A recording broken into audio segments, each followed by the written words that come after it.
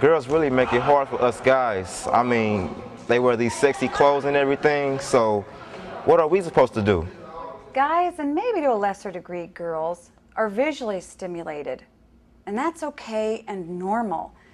It's not okay when people start messing with you to get you stimulated more than what's normal. What do I mean?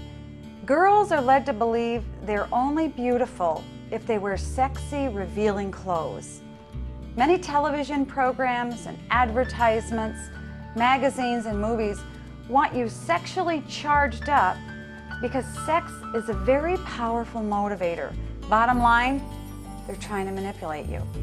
And they'll keep on doing it as long as you react to it. So what can you do? You can't shut yourself up in a locked room with no windows and wait it out. The only answer I know is to work hard at developing the discipline of ignoring it. It's really no different than telling your hungry stomach to wait. You say to yourself, I'm not giving in. And don't wait around in a stimulating situation thinking it will go away, because the longer you're tempted, the more difficult it becomes. If you have to, leave. It's not easy, but it's doable. But here's some good news. The same discipline that you'll be developing now is the same discipline you'll need to stay faithful to your husband or wife when you're married. It will come in handy, and you'll be glad you wrestled with the issue early. The ultimate choice is going to be yours, and it should be. There is no way your parents are going to know everything you're doing. And you know as well as I do that you can hide things from them. If you postpone sex, and remember, we're not talking about giving it up for life. If you postpone sex, we have nothing to gain except to see you live a full and hopefully happy life. The person who is telling you not to wait, what do they have to gain?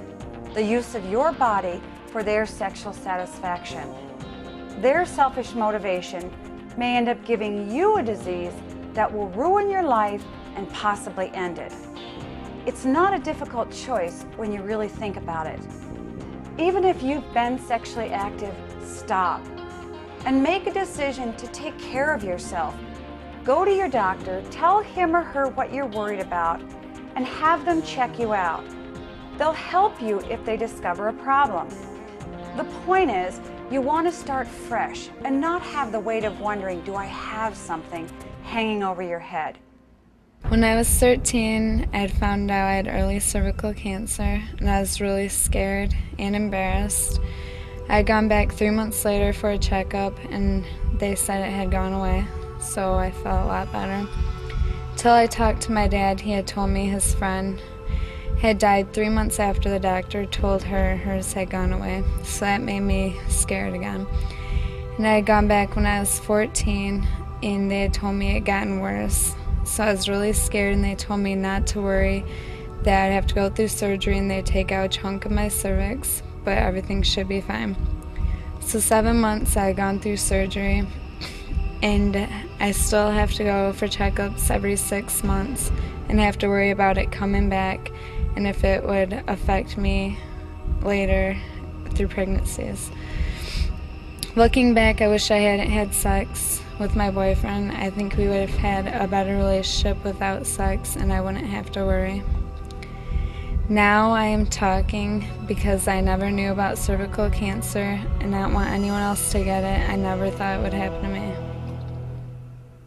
Remember the baby I told you about, born with herpes? Well, she's now 3.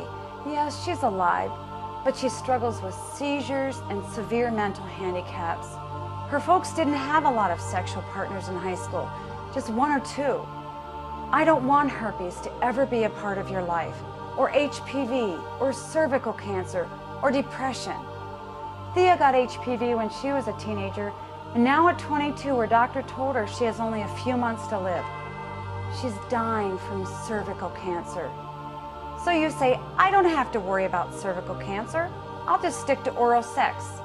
Do you think oral sex will keep you safe? Remember, any infection you can get from intercourse, you can get from oral sex. any infection. Gonorrhea causes a sore throat. HPV has been linked to some cancers of the head and neck. You should talk to Sarah. She's stuck only to oral sex because she wanted to stay a virgin. Her boyfriend gave her herpes. She became so depressed that 6 months later, she tried to commit suicide. From depression to cancer to babies born with handicaps, the stories we doctors could tell you could go on for hours. That's why I'm talking to you today, because I don't want you to become the next story. But only you can decide that. Hey, thanks for watching. I know you can do it.